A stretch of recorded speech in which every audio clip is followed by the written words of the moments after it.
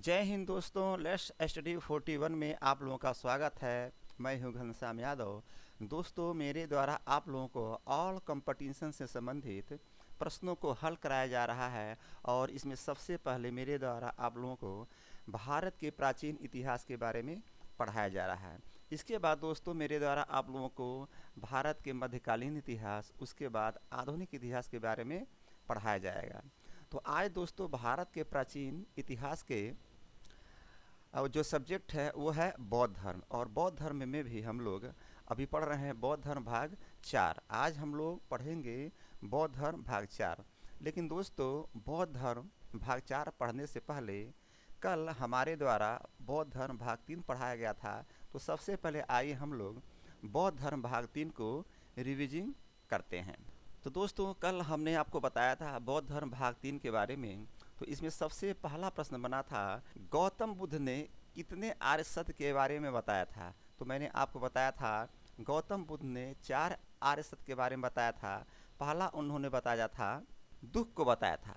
पहले आर्य सत्य में क्या था? दुख था, यानी उन्होंने पहला आर्य सत्य बताया दुख। दूसरा आर्य सत्य बताया था कि दुख का कारण है, दुख का कारण है।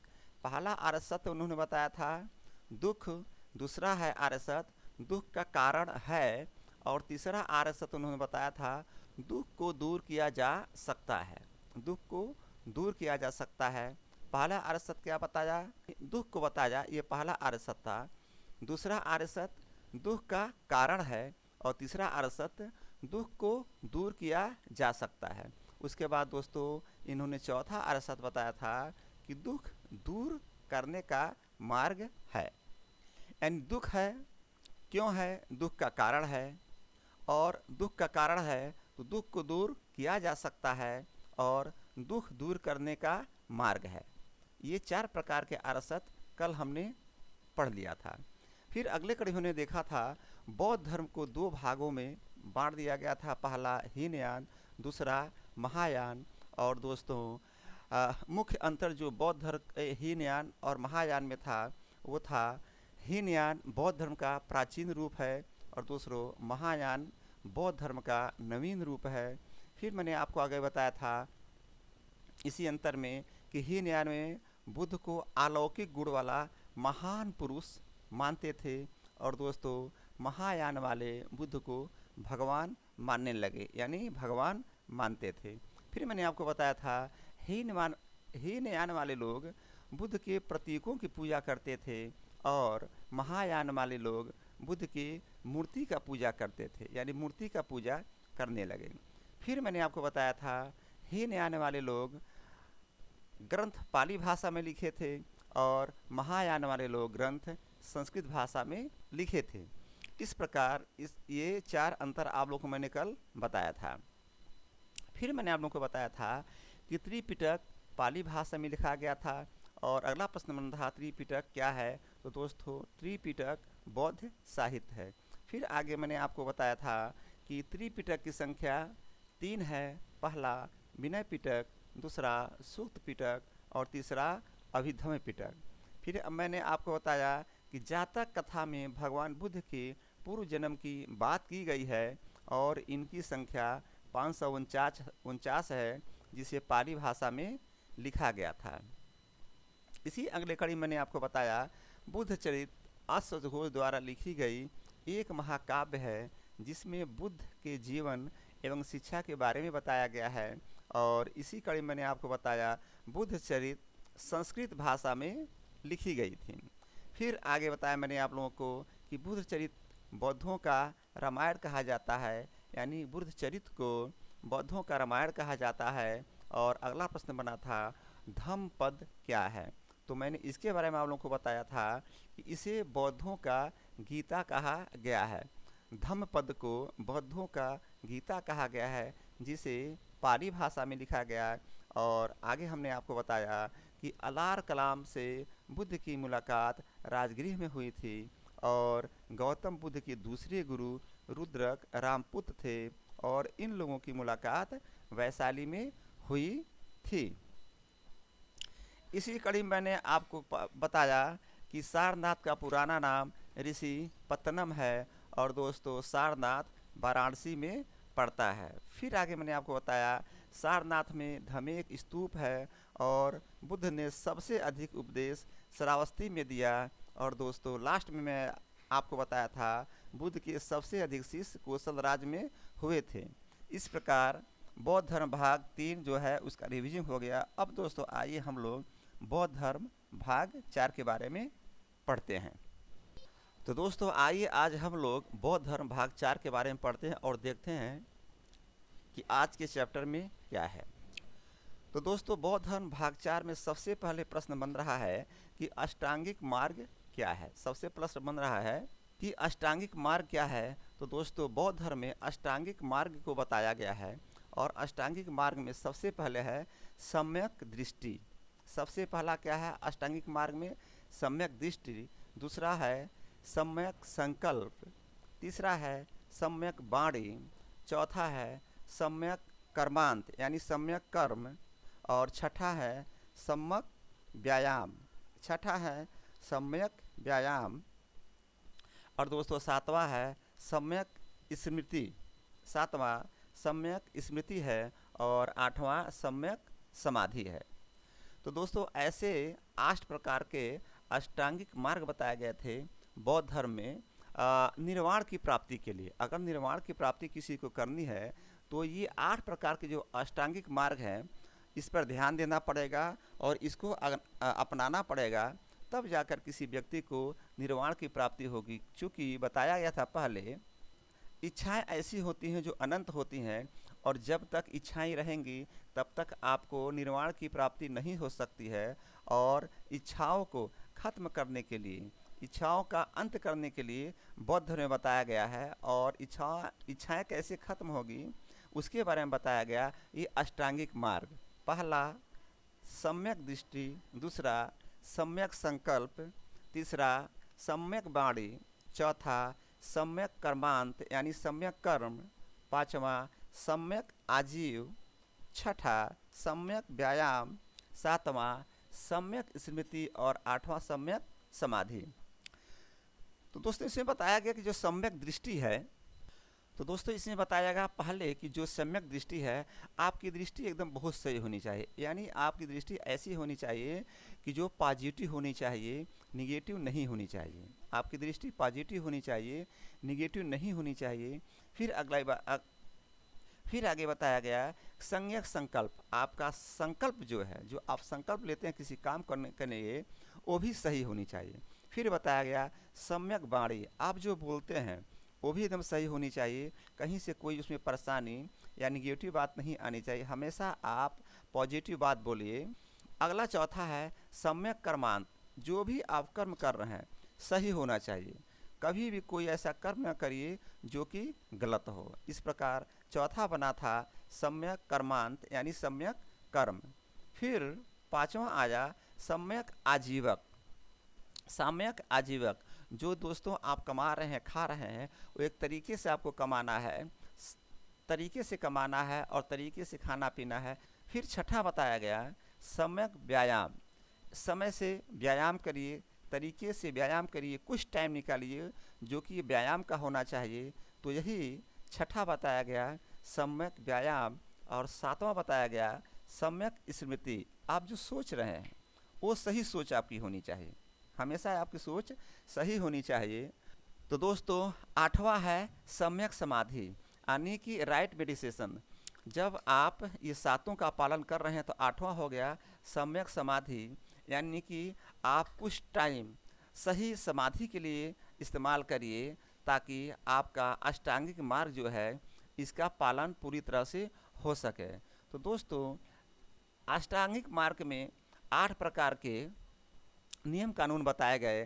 पहला सम्यक दृष्टि, दूसरा सम्यक संकल्प, तीसरा सम्यक वाणी, चौथा सम्यक कर्मांत, पांचवा सम्यक आजीव, छठा सम्यक व्यायाम, सातवां सम्यक स्मृति और आठवां सम्यक समाधि। फिर अगला प्रश्न बना दोस्तों कि बुद्ध कौशाम्बी किसके शासन काल में आए थे। बुद्ध कौशाम्बी किसके शासन काल में आए थे। तो दोस्तों बुद्ध कौशाम्बी उदायन के शासन काल में आए थे। बुद्ध कब आए थे कौशाम्बी में। तो दोस्तों बुद्ध कौशाम्बी उदयन के शासनकाल में आए थे। उदयन कौन था? एक राजा थे। उदयन एक राजा थे और बुद्ध जब कौशाम्बी आए थे उस समय वहाँ के राजा कौन थे? उदयन थे, यानी उदयन थे। फिर अगला प्रश्न आया कि बुद्ध की मृत्यु के पश्चात प्रथम बौद्ध संगीति की अध्यक्षता किसके द्वारा किया गया था? तो दोस्तों इसका उत्तर है बुद्ध के मृत्यु के बाद यानी उसके पश्चात प्रथम बौद्ध संगीति की अध्यक्षता महाकश्यप के द्वारा किया गया। मतलब ये हुआ जब बुद्ध की मृत्यु हो गई उसके बाद बौद्ध संगीति हुई, यानी प्रथम बौद्ध संगीति हुई। तो जब बौद्ध संगीति का आयोजन किया गया था तो उसके मुखिया कह सकते हैं या ऐसे कह सकते हैं उसके अध्यक्ष कौन थे? तो दोस्तों उसके अध्यक्ष महाकश्यप के द्वारा किया गया था। प्रश्न आएगा बुद्ध के मृत्यु के पश्चात प्रथम बौद्ध संगीति की अध्यक्षता किसके द्वारा किया गया? तो दोस्तों आप लोग उत्तर देंगे बुद्ध के मृत्यु के पश्चात प्रथम बौद्ध संगीति की अध्यक्षता महाकश्यप के द्वारा किया गया था। फिर अगला प्रश्न आया बुद्ध के सबसे प्रिय शिष्य कौन थे? बुद्ध के सबसे प्रिय शिष्य कौन थे? तो दोस्तों ध्यान देंगे हर गुरु के कोई न कोई प्रिय शिष्य होते हैं, प्रिय शिष्य होते हैं। जैसे आज के डेट में भी आप देखेंगे जो लोग गुरु हैं उनके लाखों लाखों शिष्य हैं। बहुत से गुरु ऐसे हैं जिनके करोड़ों शिष्य हैं, लेकिन उसमें से कुछ ऐसे शिष्य होते हैं जो गुरु के बहुत समीप, उनके बहुत नज़दीक होते हैं।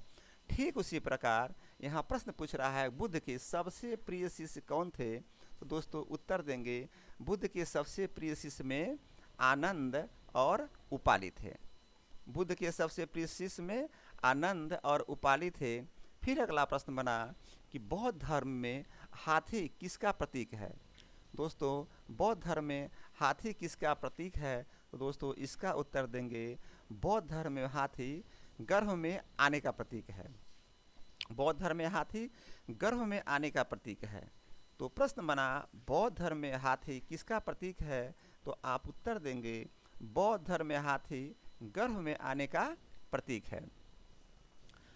अगला प्रश्न बना बौद्ध धर्म में सांड किसका प्रतीक है? अभी मैंने आपको बताया बौद्ध धर्म में हाथी किसका प्रतीक है, तो गर्भ में आने का प्रतीक है। और फिर इसी तरह से अगला प्रश्न बना कि बौद्ध धर्म में सांड किसका प्रतीक है? तो दोस्तों बौद्ध धर्म में सांड यौवन का प्रतीक है। बौद्ध धर्म में सांड यौवन का प्रतीक है। फिर अगला प्रश्न बना शेर किसका प्रतीक चिन्ह है? तो दोस्तों शेर समृद्धि और विकास का प्रतीक चिन्ह है। पहला प्रश्न आया बौद्ध धर्म में हाथी किसका प्रतीक चिन्ह है? तो दोस्तों बौद्ध धर्म में हाथी गर्भ में आने का प्रतीक चिन्ह है। बौद्ध धर्म में सांड किसका प्रतीक चिन्ह है? तो दोस्तों बौद्ध धर्म में सांड यौवन का प्रतीक चिन्ह है। फिर अगला इसे प्रश्न आया कि शेर किसका प्रतीक चिन्ह है? तो दोस्तों बौद्ध धर्म में शेर समृद्धि और विकास का प्रतीक चिन्ह है। अगला प्रश्न बना बौद्ध धर्म में चक्र किसका प्रतीक चिन्ह है? तो दोस्तों इसका उत्तर देंगे बौद्ध धर्म में चक्र प्रथम उपदेश धर्म चक्र परिवर्तन का प्रतीक चिन्ह है। अगर कहीं पर भी बौद्ध धर्म में चक्र आता है तो इसका मतलब हुआ ये प्रथम उपदेश अर्थात धर्म चक्र परिवर्तन का प्रतीक चिन्ह है। तो दोस्तों प्रश्न आएगा बौद्ध धर्म में चक्र किसका प्रतीक चिन्ह है? तो आप उत्तर देंगे बौद्ध धर्म में चक्र प्रथम उपदेश जिसको धर्म चक्र परिवर्तन कहा गया था इसका प्रतीक चिन्ह है। अगला प्रश्न आया बौद्ध धर्म में बोधि वृक्ष किसका प्रतीक चिन्ह है? तो दोस्तों बौद्ध धर्म में बोधि वृक्ष ज्ञान का प्रतीक चिन्ह है। तो प्रश्न आएगा कि बौद्ध धर्म में बोधि वृक्ष किसका प्रतीक चिन्ह है? तो दोस्तों आप लोग उत्तर देंगे बौद्ध धर्म में बोधि वृक्ष ज्ञान का प्रतीक चिन्ह है और इसको संबोधि और महाबोधि भी कहा जाता था। अगला प्रश्न आया बुद्ध धर्म का सबसे महत्वपूर्ण दिन कौन सा है? तो ध्यान देंगे दोस्तों हर एक धर्म में कोई न कोई ऐसा दिन होता है जो बहुत ही महत्वपूर्ण होता है या ऐसे कह सकते हैं कि सबसे महत्वपूर्ण दिन होता है। तो प्रश्न यहाँ पर यही बन रहा है कि बुद्ध धर्म का सबसे महत्वपूर्ण दिन कौन सा है? तो दोस्तों इसका उत्तर देंगे बुद्ध धर्म का सबसे महत्वपूर्ण दिन वैशाख पूर्णिमा है और इसी दिन गौतम बुद्ध का जन्म हुआ था और इसी दिन गौतम बुद्ध ज्ञान की प्राप्ति किए थे और इसी दिन इनकी मृत्यु भी हुई थी। यानी ध्यान देंगे इनका गौतम बुद्ध का 3 प्रकार से इस वैशाख पूर्णिमा से जुड़े हुए हैं। सबसे पहले वैशाख पूर्णिमा में इनका जन्म हुआ, फिर ज्ञान की प्राप्ति हुई और फिर इनका मृत्यु इसी दिन हुआ था। अगला प्रश्न बना दोस्तों, निरंजना नदी को इस समय किस नाम से जाना जाता है? निरंजना नदी को इस समय किस नाम से जाना जाता है? तो इसका उत्तर होगा, निरंजना नदी को इस समय फाल्गु नदी के नाम से जाना जाता है। आइए दोस्तों ज़रा एक बार इसको फिर रिवीजन करते हैं। तो इसमें पहले हमने आपको बताया था कि बौद्ध धर्म में हाथी का प्रतीक चिन्ह क्या है। तो दोस्तों बौद्ध धर्म में हाथी घर में आने का प्रतीक है। बौद्ध धर्म में हाथी किसका प्रतीक है? तो दोस्तों बौद्ध धर्म में हाथी घर में आने का प्रतीक है। बौद्ध धर्म में सांड किसका प्रतीक है? बौद्ध धर्म में सांड यौवन का प्रतीक है। बौद्ध धर्म में शेर किसका प्रतीक चिन्ह है? बौद्ध धर्म में शेर समृद्धि और विकास का प्रतीक चिन्ह है। बौद्ध धर्म में चक्र किसका प्रतीक चिन्ह है? बौद्ध धर्म में चक्र प्रथम उपदेश, जो कि धर्म चक्र परिवर्तन भी कहा गया उसको, इसका प्रतीक चिन्ह है। बौद्ध धर्म में बोधि वृक्ष किसका प्रतीक चिन्ह है? तो बौद्ध धर्म में बोधि वृक्ष ज्ञान का प्रतीक चिन्ह है। और बौद्ध धर्म का सबसे महत्वपूर्ण दिन कौन सा है? तो दोस्तों बौद्ध धर्म का सबसे महत्वपूर्ण दिन वैशाख पूर्णिमा है। इसी के दिन गौतम बुद्ध का जन्म हुआ था और उनको ज्ञान की प्राप्ति हुई थी और इसी दिन उनकी मृत्यु भी हुई थी। उसके बाद अगला प्रश्न बना था, निरंजना नदी को इस समय किस नाम से जाना जाता है? तो दोस्तों निरंजना नदी को इस समय फाल्गु नदी के नाम से जाना जाता है। और अगला प्रश्न बना, बुद्ध का उपदेश किस चीज़ से संबंधित है? तो दोस्तों बुद्ध का उपदेश आचरण की शुद्धता एवं पवित्रता से संबंधित है। बुद्ध का उपदेश आचरण की शुद्धता एवं पवित्रता से संबंधित है। बहुत ही महत्वपूर्ण क्वेश्चन है कि जो भगवान बुद्ध ने उपदेश किया उसका उद्देश्य क्या था? तो उसका यही मुख्य उद्देश्य था कि आप अपने आचरण को शुद्ध रखिए और क्या बोलते हैं, अपने आचरण को पवित्र रखिए। तो प्रश्न यही बन रहा है कि बुद्ध का उपदेश किस चीज़ से संबंधित है? तो उत्तर है बुद्ध का उपदेश आचरण की शुद्धता, आचरण को शुद्ध रखिए एवं पवित्र रखिए। अगला प्रश्न बना, क्या बुद्ध धार्मिक कर्मकांडों को मानते थे? तो इसका उत्तर होगा, बुद्ध धार्मिक कर्मकांड को नहीं मानते थे। क्या बुद्ध धार्मिक कर्मकांडों को मानते थे? तो दोस्तों इसका उत्तर होगा, भगवान बुद्ध धार्मिक कर्मकांडों को नहीं मानते थे। मैंने आपको पहले ही बताया था कि आखिर में जैन धर्म और बौद्ध धर्म की उत्पत्ति क्यों हुई, इसको क्यों बनाना जरूरी हो गया। तो मैंने आपको बताया था जब ऋग वैदिक काल चल रहा था 1500 ईसा पूर्व में, तो उस समय ऋग वैदिक काल में ऋग्वेद लिखा गया, उसमें कोई परेशानी नहीं थी। लेकिन जब उत्तर वैदिक काल आया तो उसमें बहुत सारी विडंबनाएं लिख दी गई जो कि समझ के बाहर थी। तो प्रश्न बना, क्या बुद्ध धार्मिक कर्मकांडों को मानते थे? तो आप लोग उत्तर देंगे, बुद्ध धार्मिक कर्मकांडों को नहीं मानते थे, क्योंकि उत्तर वैदिक काल में जो धार्मिक कर्मकांड थे उसमें बहुत प्रदूषण आ गया जो समाज के लिए हितकर नहीं था। इसलिए भगवान बुद्ध धार्मिक कर्मकांड को नहीं मानते थे। उसके बाद दोस्तों अगला प्रश्न आया, बुद्ध के चाचा के लड़के का क्या नाम था? बुद्ध के चाचा के लड़के का क्या नाम था? तो इसका उत्तर है, बुद्ध के चाचा के लड़के का नाम देवदत्त था। बुद्ध के चाचा के लड़के का क्या नाम था? तो दोस्तों बुद्ध के चाचा के लड़के का नाम देवदत्त था। प्रश्न बना, बुद्ध के चाचा के लड़के का क्या नाम था? तो उत्तर देंगे, बुद्ध के चाचा के लड़के का नाम देवदत्त था। फिर आगे प्रश्न बना, देवदत्त बुद्ध के बारे में क्या सोचते थे? तो ध्यान देंगे दोस्त, देवदत्त बुद्ध को संघ प्रमुख से हटाकर खुद संघ प्रमुख बनना चाहता था। यानी कि जो चाचा का लड़का था उसके दिमाग में बुद्ध के बारे में नकारात्मक बातें थी और वो सोच रहा था कि भगवान बुद्ध को संघ प्रमुख से हटा करके खुद संघ प्रमुख बन जाए। तो दोस्तों देवदत्त बुद्ध संघ प्रमुख से हटा करके भगवान बुद्ध को खुद प्रमुख बनना चाहता था। अगला प्रश्न बना, बौद्ध संघ में प्रथम शामिल होने वाली महिला कौन सी थी? तो दोस्तों उत्तर है, बौद्ध संघ में प्रथम शामिल होने वाली महिला प्रजापति गौतमी थी। बौद्ध संघ में प्रथम शामिल होने वाली महिला प्रजापति गौतमी थी। अगला प्रश्न आया त्रिपिटक कितने हैं, इसका उत्तर होगा त्रिपिटक 3 है। फिर अगला प्रश्न बना त्रिपिटक किसने लिखा और क्या उपदेश दिया, तो दोस्तों उत्तर लेंगे इसका त्रिपिटक उपाली के द्वारा लिखा गया था। और उपाली कौन था, उपाली भगवान बुद्ध का शिष्य था। और त्रिपिटक में जो विनय पिटक है इसमें उपाली ने नियम के बारे में बताया था। यानी विनय पिटक जो उपाली ने लिखा था, जो कि भगवान बुद्ध का शिष्य था, इस विनय पिटक में नियम के बारे में बताया था। फिर अगला प्रश्न बना कि सूक्त पिटक किसने लिखा था, तो दोस्तों सूक्त पिटक आनंद ने लिखा था। और आनंद कौन था, ये भगवान बुद्ध का ये भी शिष्य था। और ये आनंद ने सूक्त पिटक में क्या लिखा था, तो दोस्तों भगवान बुद्ध जो उपदेश दिए थे उसके बारे में लिखा था। फिर अगला आया अभिधम्म पिटक, तीसरा आया अभिधम्म पिटक। तो दोस्तों इसमें मोगलीपुत्तिस के द्वारा दर्शन के बारे में चर्चा किया गया, या दर्शन के बारे में इनके द्वारा लिखा गया था। तो त्रिपिटक किसने है और उसमें क्या उपदेश दिया गया, तो दोस्तों त्रिपिटक 3 विनय पिटक, सूक्त पिटक और अभिधम्म पिटक। विनय पिटक किसने लिखा, उपाली जो भगवान बुद्ध का शिष्य था उसने लिखा। सूक्त पिटक किसने लिखा, आनंद ने लिखा, ये भी भगवान बुद्ध का शिष्य था, इसने लिखा था।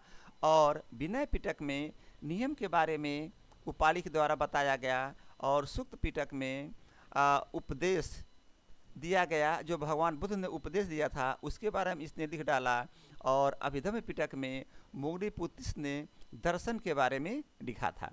फिर अगला प्रश्न आया कि बोध गया में 80 फुट की प्रतिमा किसने बनवाई और कितना समय लगा।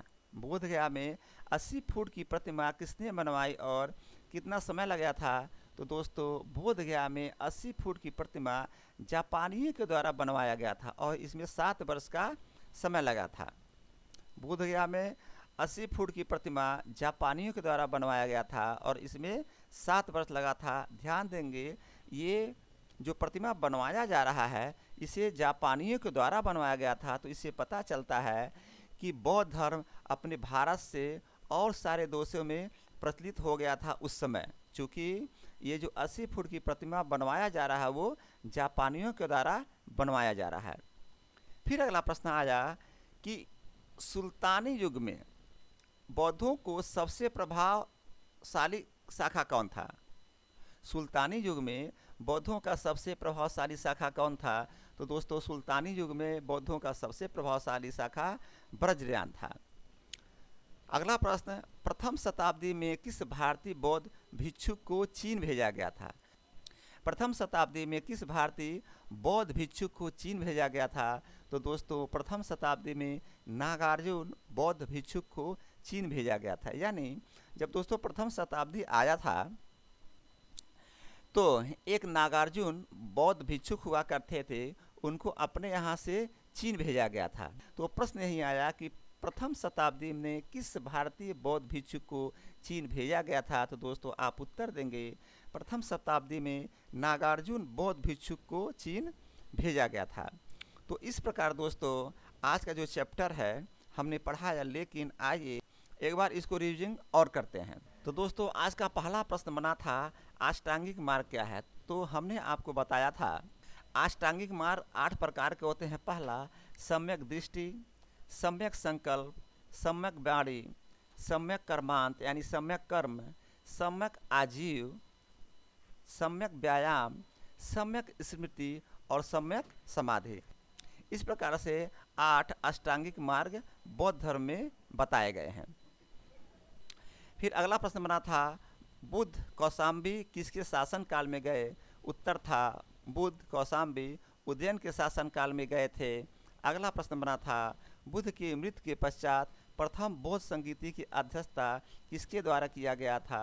तो दोस्तों इसका उत्तर बना था बुद्ध की मृत्यु के पश्चात जो प्रथम बौद्ध संगीति हुई थी उनकी अध्यक्षता महाकश्यप के द्वारा किया गया था।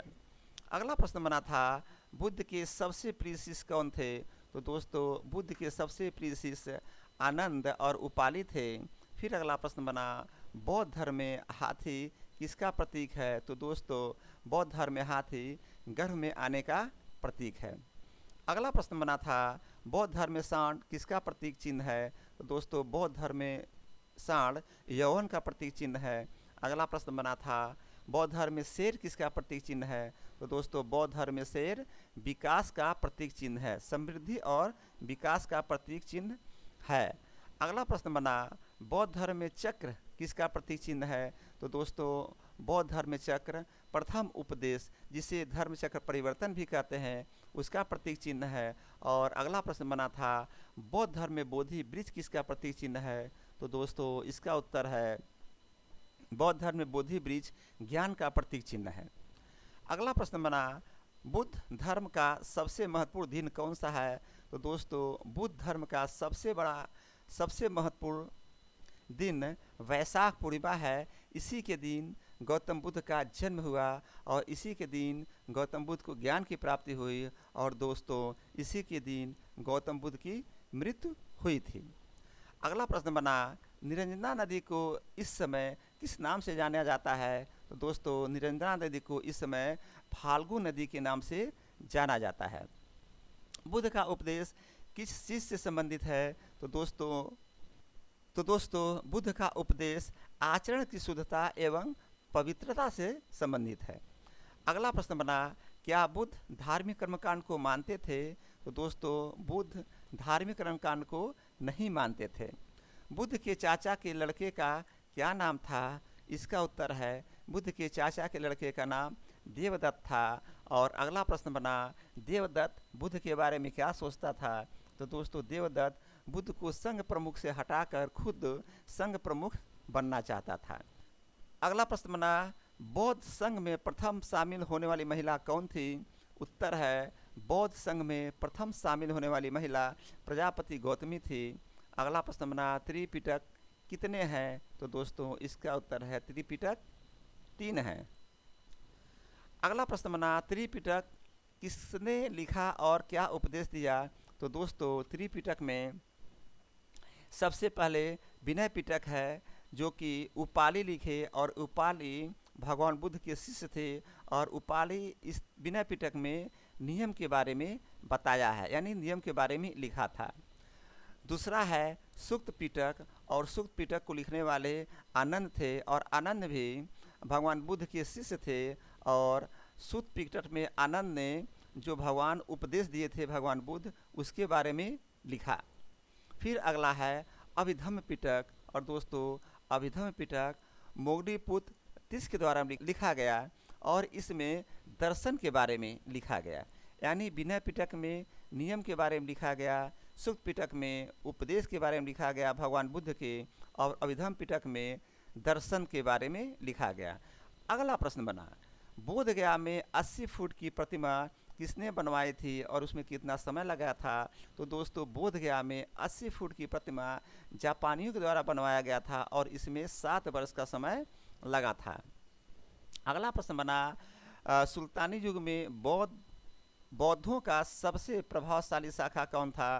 तो दोस्तों सुल्तानी युग में बौद्धों का सबसे प्रभावशाली शाखा वज्रयान था। अगला प्रश्न बना प्रथम शताब्दी में किस भारतीय बौद्ध भिक्षुक को चीन भेजा गया? तो दोस्तों इसका उत्तर है प्रथम शताब्दी में नागार्जुन बौद्ध भिक्षुक को चीन भेजा गया था। एक बार फिर फटाफट रिवीजन करते हैं और आइए दोस्तों एक बार और फटाफट रिवीजन करते हैं। पहला प्रश्न अष्टांगिक मार्ग क्या है? तो दोस्तों अष्टांगिक मार्ग 8 प्रकार के नियम होते हैं जिसका नियम का अगर पालन किया जाए तो निर्वाण की प्राप्त होती है। तो पहला है सम्यक दृष्टि, सम्यक संकल्प, सम्यक वाणी, सम्यक कर्मांक, सम्यक आजीव, सम्यक व्यायाम, सम्यक स्मृति और सम्यक समाधि। उसके बाद दोस्तों मैंने आपको बताया था बुद्ध कौशाम्बी उदयन के समय में आए थे और बुद्ध की मृत्यु के पश्चात प्रथम बौद्ध संगीति की अध्यक्षता महाकश्यप के द्वारा किया गया था। और दोस्तों बुद्ध के सबसे प्रिय शिष्य आनंद और उपाली थे। और बौद्ध धर्म में हाथी गर्भ में आने का प्रतीक है और बौद्ध धर्म में सांड यौवन में आने का प्रतीक चिन्ह है और बौद्ध धर्म में शेर समृद्धि और विकास का प्रतीक चिन्ह है और बौद्ध धर्म में चक्र प्रथम उपदेश का प्रतीक चिन्ह है और जिसे धर्मचक्र परिवर्तन भी कहा जाता है। बौद्ध धर्म में बोधि वृक्ष ज्ञान का प्रतीक चिन्ह है। बौद्ध धर्म का सबसे महत्वपूर्ण दिन वैशाख पूर्णिमा है। इसी के दिन भगवान बुद्ध का जन्म हुआ। इसी के दिन भगवान बुद्ध के द्वारा ज्ञान की प्राप्ति हुई, यानी इसी के दिन भगवान बुद्ध को ज्ञान की प्राप्ति हुई। और दोस्तों इसी के दिन भगवान बुद्ध की मृत्यु हुई थी। निरंजना नदी को इस समय फाल्गु नदी कहा जाता है। बुद्ध का उपदेश आचरण की शुद्धता एवं पवित्रता से संबंधित है और बुद्ध धार्मिक कर्मकांडों को नहीं मानते थे। बुद्ध के चाचा के लड़के का नाम देवदत्त था और देवदत्त बुद्ध को संघ प्रमुख से हटाकर खुद संघ प्रमुख बनना चाहता था। बौद्ध संघ में प्रथम शामिल होने वाली महिला प्रजापति गौतमी थी। और दोस्तों त्रिपिटक 3 होते हैं, पहला विनय, दूसरा सूक्त पिटक, तीसरा अभिधम्य पिटक। विनय पिटक उपाली ने लिखा जो भगवान बुद्ध का शिष्य था। सूक्त पिटक आनंद ने लिखा जो भगवान बुद्ध का शिष्य था। अभिधम्य पिटक मोतीपुत्र तीस ने लिखा था। विनय पिटक में उपाली नियम के बारे में बताए थे और अभिधम्य पिटक में मौलिपुत्र तीस दर्शन के बारे में लिखे थे। फिर मैंने आपको आगे बताया बोध गया में 80 फुट की प्रतिमा जापानियों द्वारा बनाई गई थी और सुल्तानी युग में बौद्धों का सबसे प्रभावशाली शाखा वज्रयान था। प्रथम शताब्दी में नागार्जुन बौद्ध भिक्षु को चीन भेजा गया था। ये लास्ट प्रश्न और उत्तर था। तो दोस्तों मुझे उम्मीद है कि आप लोग बहुत ही दिल लगाकर पढ़े होंगे और फिर मैं कहूँगा टेंशन में मत पढ़िएगा। कोई भी काम टेंशन में नहीं होता है और उसका परिणाम भी नहीं निकलता है। इस प्रकार खुश होकर पढ़िए, प्रसन्नचित्त होकर पढ़िए ताकि आप लोग कभी भी कोई कंपटीशन में बैठे हैं तो एक भी प्रश्न ना छूटे और उसमें आपको क्या कहते हैं कि उसमें आपको सफलता मिले ही मिले। तो दोस्तों आज का क्लास यहीं समाप्त करते हैं। फिर मैं कहूँगा कि चैनल को लाइक करिए, सब्सक्राइब करिए और कमेंट बॉक्स में आपको जो पूछना है, जो कहना है आप लिखिए ताकि मैं आपका उत्तर दे सकूँ। इसी के साथ आज का क्लास मैं समाप्त करता हूँ। जय हिंद, जय भारत।